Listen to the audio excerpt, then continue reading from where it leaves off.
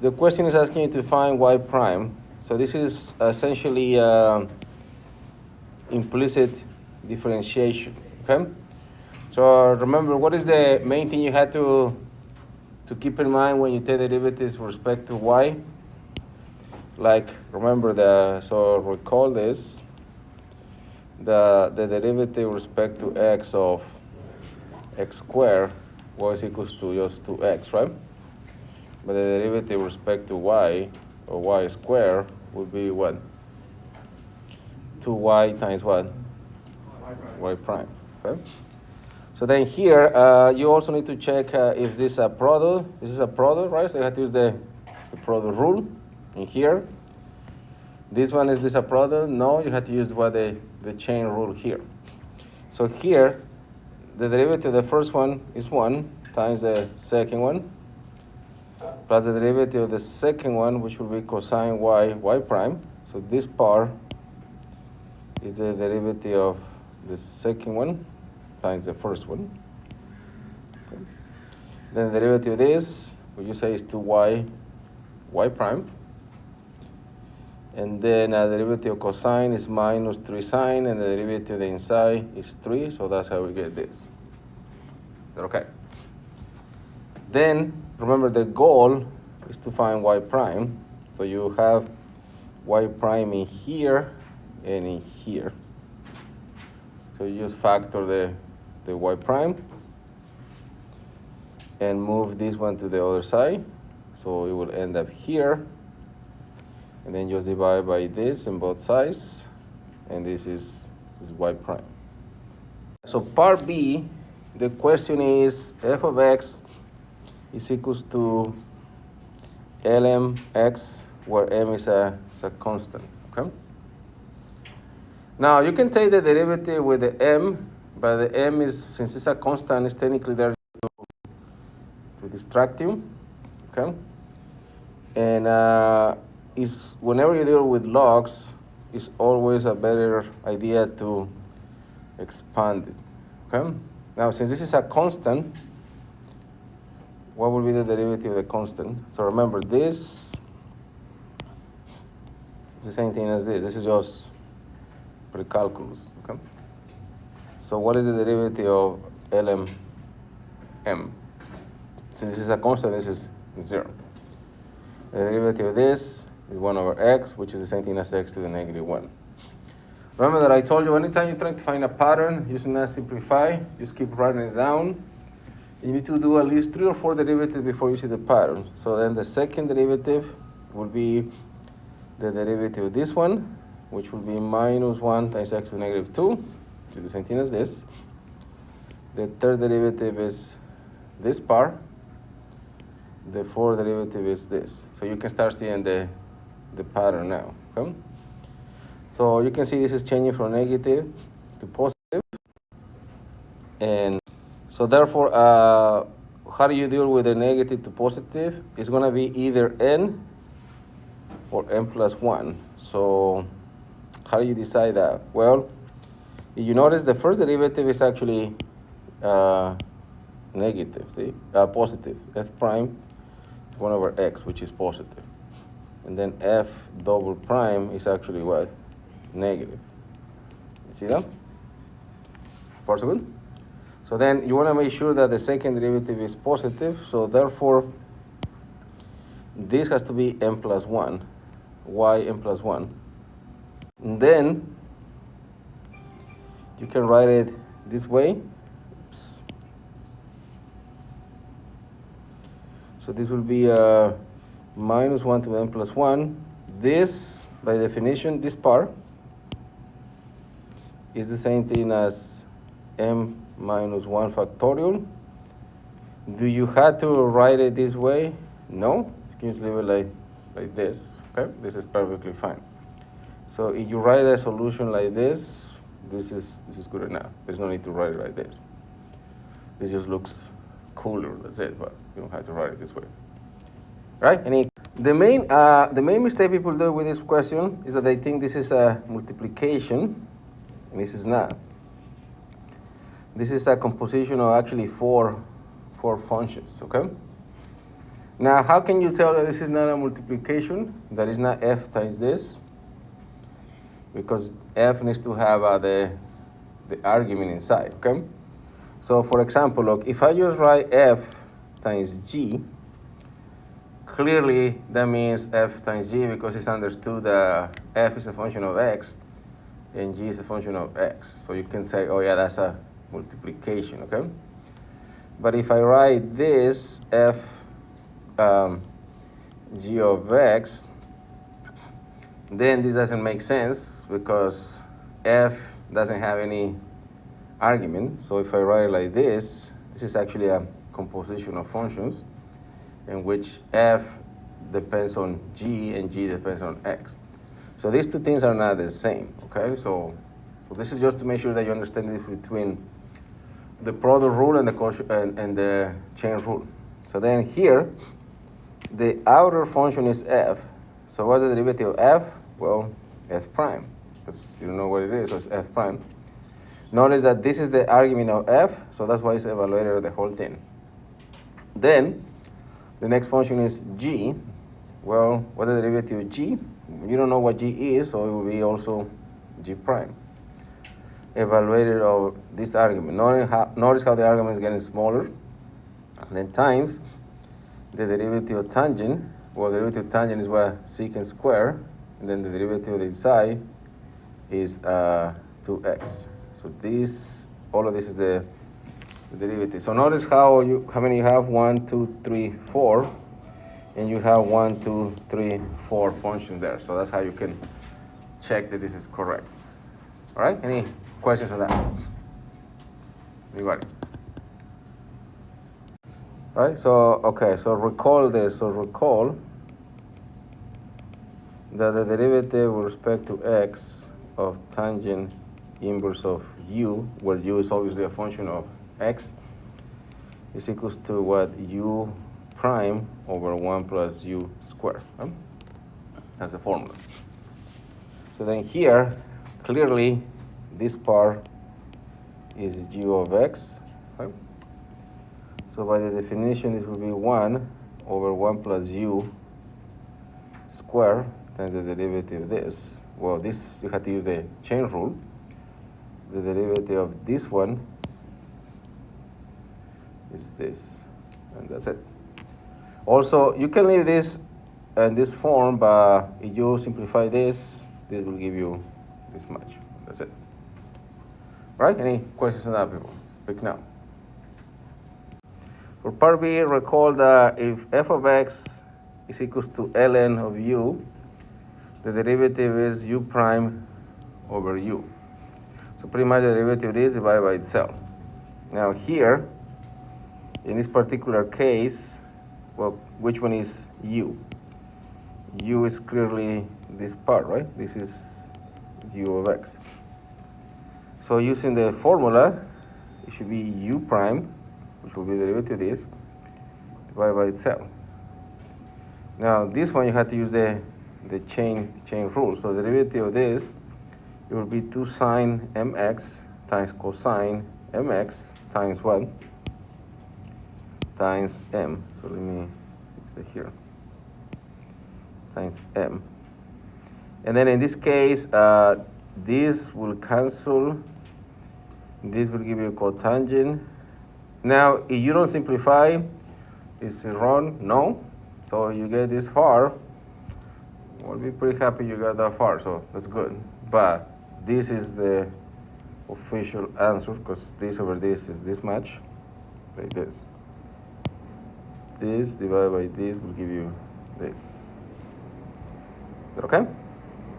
See, remember in general, this is the formula if the base is not e. Mostly, remember, we are focusing on the base being e, because if the base is e, the ln of e is 1, so you just end up with this, which you are familiar with this already. But if the base is not e, then you have to multiply technically by ln of whatever the base is. So in this case, the base happens to be 9, so that's why you have to multiply times 9. If this one was e to the, if this was e So just look at this, don't copy anything on here.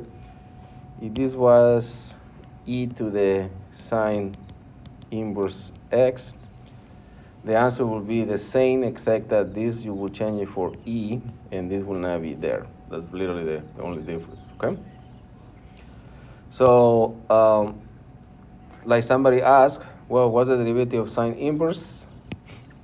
The derivative of sine inverse is this. Well, in general, this is the one you need to remember. In general, if you have sine inverse of u of x, then the derivative of this, it will be u prime of x over 1 minus u squared. So that's the general derivative, which you need to memorize too. Is that okay? So for this one, you have one car starts here, and the other one starts here. So this one goes this way, and the other one goes this way. So notice that the distance between the two is always going to be, what, 40 kilometers? So this is not going to change, okay?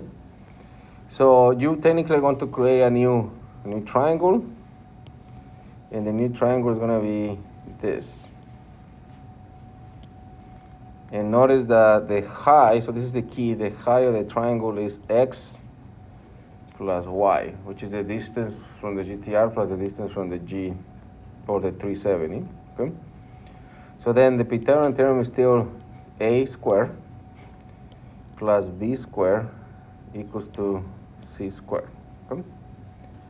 Now this is the given information. The derivatives and speed, remember, are the same thing. So when you take the derivative of 40 is 0 because it's a constant. Here, you have to use the chain rule, which is this. Remember that the derivative is with respect to time, not to x. And this is the only value that is not given. Well, these values are not given, but they tell you I have 2 or 30, which means it's half an hour, okay? So then if you add this plus that, this will be 110. This is 40, so you just need to figure out the value for z using the Pythagorean theorem.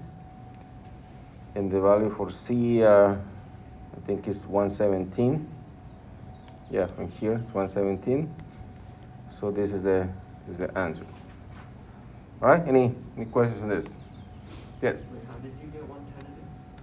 Yes, so after, it says how fast is the distance between the two at 12:30, right? So at 12, they are here and here. This one is going 120 miles per hour. So in half an hour, how far did this one go? 60, right? How far did this one go in half an hour? 50. And 60 plus 50 is 110, okay? Because it's 60 here, 50 here, okay? Does that make sense? Yeah, because it's like, so you multiply by half because it's like... Yes. Okay. If it was 15 minutes, then just divide by 4. If it was 2 hours, multiply by 2, and so forth. Is that okay? Any complaints on that, people? If you have, let's say, A times B equals to C times, I don't know, H, right? And you want to solve for H, you divide by C, right? Since these are being multiplied, it doesn't matter. It could be 1 over C, A times B, or you can say A over C times B, or A times B over C. So it doesn't matter where it goes. Okay? That only because it's being multiplied. Otherwise, it will matter. Okay? So that's a good question. All right? Is that okay? Yes. Also, does it matter if 120 goes under dx over dt? Like, how do you know 120? Oh, because it tells you this. So it says the GTR is moving north of 120 miles per hour, right? So if you call this x, then it's going to be the x at t. You can call this y and this x. It doesn't matter. But that doesn't matter. If that was the question, no. Because they're going in opposite directions, okay? If it was where they start here and one goes this way and the other one goes this way, then x and y, it matters which one is which. Okay? Is that okay? So here you start with a circle, which originally has a a radius of 50 feet, and this is technically it's shrinking, okay? So eventually always gonna get to 0, okay?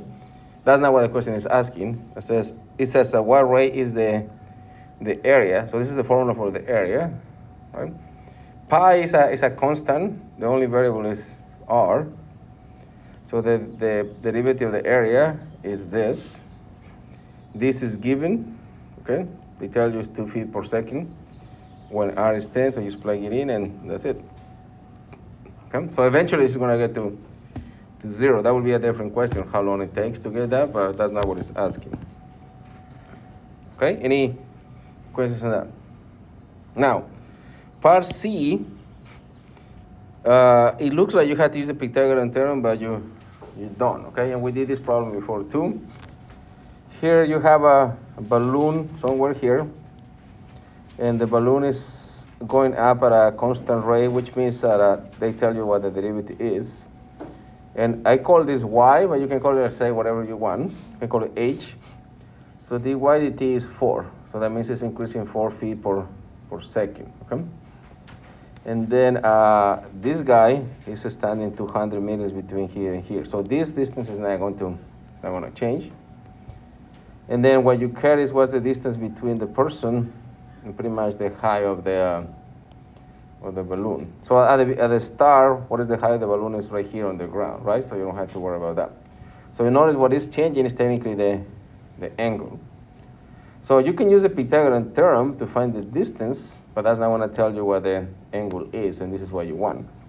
So that's why the best function to do this is tangent of theta. Remember, tangent is this distance, which you know, divided by distance, which you know also. This is not going to change. So then you take the derivative of tangent is secant squared. This is d theta dt. And then this is dy dt over 100. So now this is similar to what you asked right now. You can write y prime over 200. So there are many ways in which you can write this. The point is that this is divided by 200. Okay? And this is what they're asking you. Well, if you solve for d theta dt, you have to divide both sides by secant squared.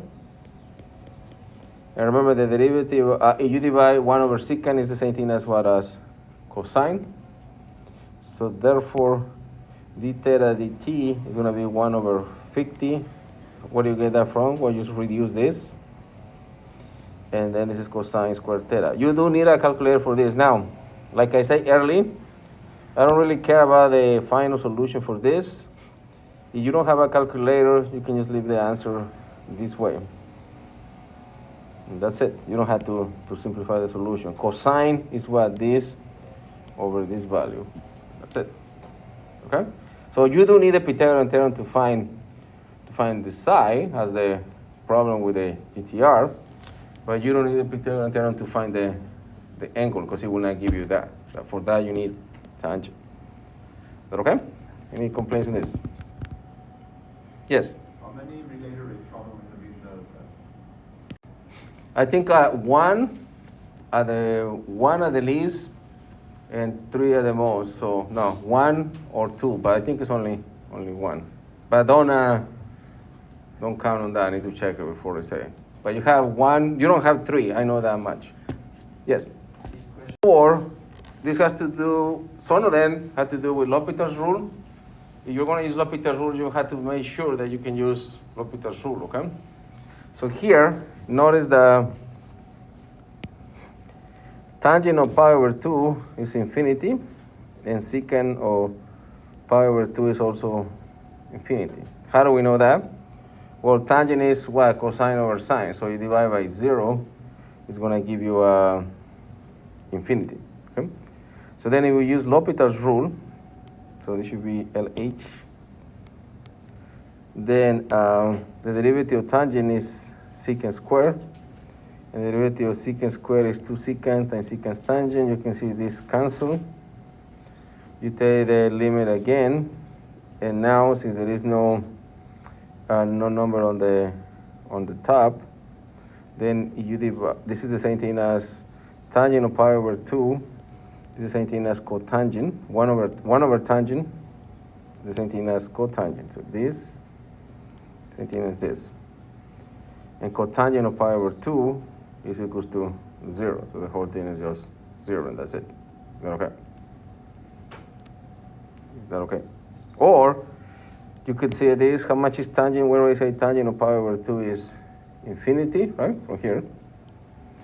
And remember, 1 over infinity is equals to 0 anyway. So it gives you the same thing. Okay? So that's something you should need to remember. For part B, you have this question on the first test or something like this. So remember, the key is to first multiply by the conjugate, because from here you will get infinity minus infinity, which if you say infinity minus infinity is equals to 0, told you that's a sin. You should never say them. So here you multiply by the conjugate. We have done this multiple times. Remember, you multiply the conjugate is this. Just the sign is the opposite, right? Notice this is plus, this is minus. You distribute, and you end up with this. Okay? And then we do the funky factoring we did before. So remember, from here, you factor the x squared. And the only reason why you're doing this is that you can factor the x outside. So notice this cancels this.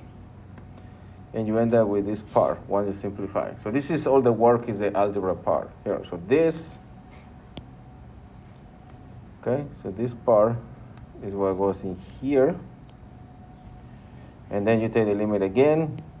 The minus 4 is going to stay minus 4. This is going to be a 0. Oh, there should be no x in here. There should be no x. This one should not be there. And then notice so like there is no x here. So this is going to be 0. So this will be 1 plus 1. That's how you get the 2. And minus 4 over 2 is minus 2. That's it. Okay? Now, are you using L'Hopital's rule here? No. This one, you use L'Hopital's rule, but not this one. Then part C, remember, every time you have this is a variable, and the exponent is a variable, you should use what? ln every time, okay?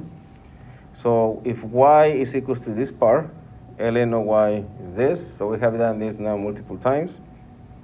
So notice that you even had this on the last quiz, one of the last quizzes. So cotangent times ln x. Remember, this is not going to work for L'Hopital's rule, but this is the same thing as 1 over cotangent. So then this one goes to 0, and this one goes to 0. The way this is infinity, and this is 0, so that doesn't work. So it has to be 0 over 0. But cotangent is the same thing as 1 over cotangent, but 1 over cotangent is what? Tangent, right? The bottom. I'm pretty sure this is the last question you have in one of the quizzes. Then you take the derivative of this, using L'Hopital's rule. Okay? And then this happens to be 1. This is also 1.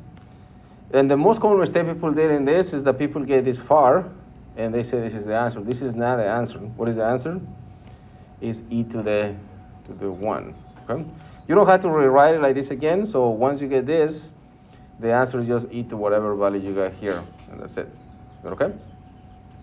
All right, so just remember that. So this is not the answer. It's e to this power.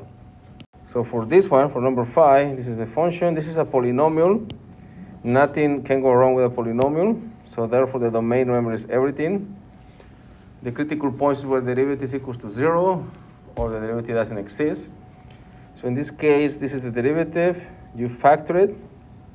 And these are the 3 critical points. And you can, the best thing to check what is increasing and decreasing is to do a graph like this, okay? So these are the critical points, which is 0, minus 2, and 1.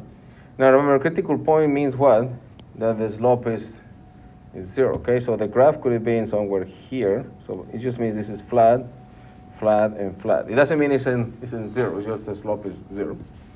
So what is this decreasing? Well, obviously from here to here, right? And from here to here. What is this increasing? From here to here, from here to here, so, which is what we have here. And then you can have this, the local maximum, local minimum will be these 3 values. This is different than the absolute maximum and minimum, which is the last thing we're going to do. But you still need to know how to find the derivative and set it equals to 0 to find the critical points. But okay. Now, we're going to see this later, so let me just tell you now.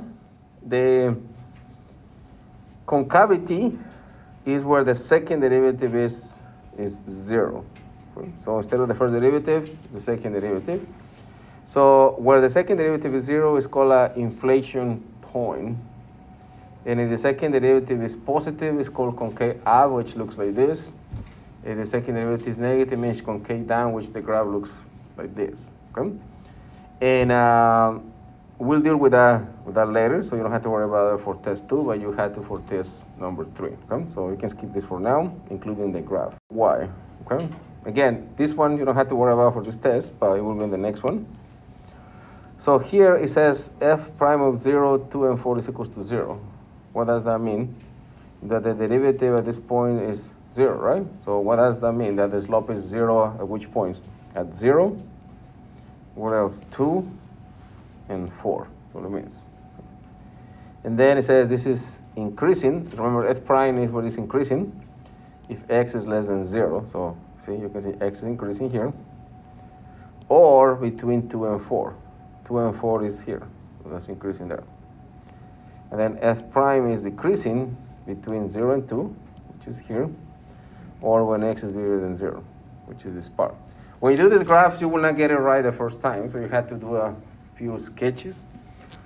And then this is concave up, the second derivative. So it means concave up literally means this, and concave down means like this.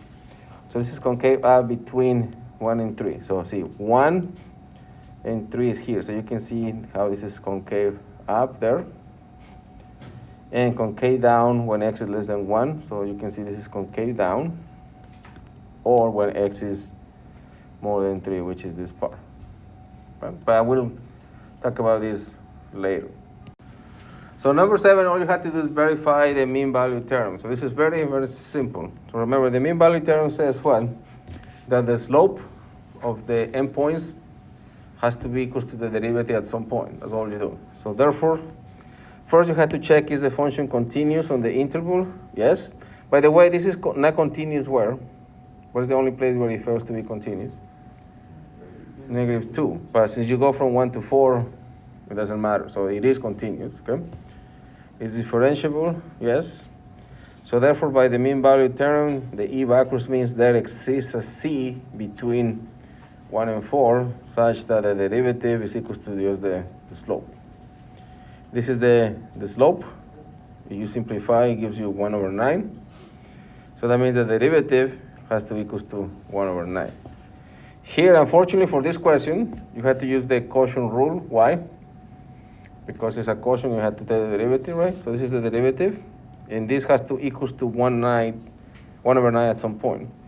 So this is the derivative. This has to equal to 1 over 9. Cross multiply and solve for x. And it's actually plus or minus this. But since you only go between 1 and 4, this is the only one that is in there. So this is the only value for C. Satisfies the mean value term. That's it. You do have this for sure on the test. Okay? It's pretty simple. Right? Any complaints on that? This could be exchanged as like a question on Rolle's theorem too, right? Or would it just be? No, that's a different question. Okay, so the mean value theorem by itself, the Rolle's theorem is the next question, I think. Okay. I did an example like this before, so let me tell you again, and this is for some people could be the hardest question, so here it is. It says, show that the equation has exactly one solution, okay? So remember, if it says exactly one solution, first, you have to use the intermediate value theorem to show that there is at least one solution, which is this part. If it changes from negative to positive, that shows that there is a solution between these 2 points, at least one. Now, is there anything special about these numbers? No, you just pick anything that will give you a positive, one that will give you a negative, okay?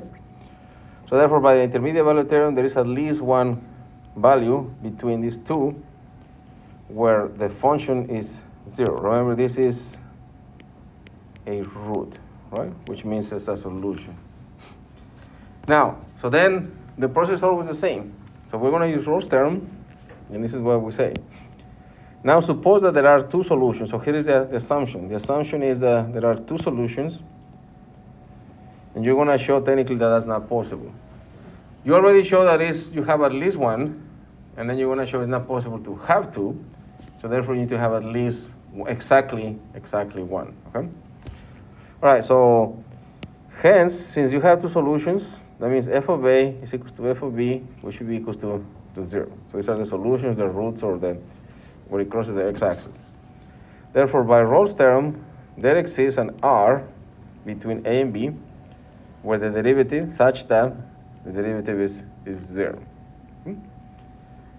But the derivative is equal to this. Since this is positive always, and this is always positive, this is always going to be positive for all values of x. So therefore, the derivative is never going to be 0. Okay, so here. So f prime is never going to be 0. But Rolle's theorem guarantees that if there is two solutions, or if f of a is equal to f of b, the derivative has to be 0. But since the derivative cannot be 0, the only conclusion is what? That your assumption that there were two has to be wrong. So that contradicts the assumption. So therefore, that means that it's exactly only one solution. All right? Speak now, humans. So forever hold your peace. This is the last thing we did. What's the difference, remember, between local maximum and absolute maximum? You find the derivatives, set it equals to 0, but then you also have to check what the endpoints. And then you compare which one is bigger and which one is smaller, and that's it. So here, the derivative for this one is equals to this. So now, see, this is an example. If I ask you just for the derivative, you can leave it here. This is not going to be enough to solve the problem. Now you have to actually simplify if you want to solve the next part. So this is the derivative using what the product rule. If you factor this, it will give you this much. So that means the derivative is either 0 or 3, because what e to the minus x is never equals to 0. So the only critical points are 0 or 3. Oh, by the way, I graded most of the quizzes. I just forgot to bring in some, but there's one thing I need to tell you about this particular problem from last time.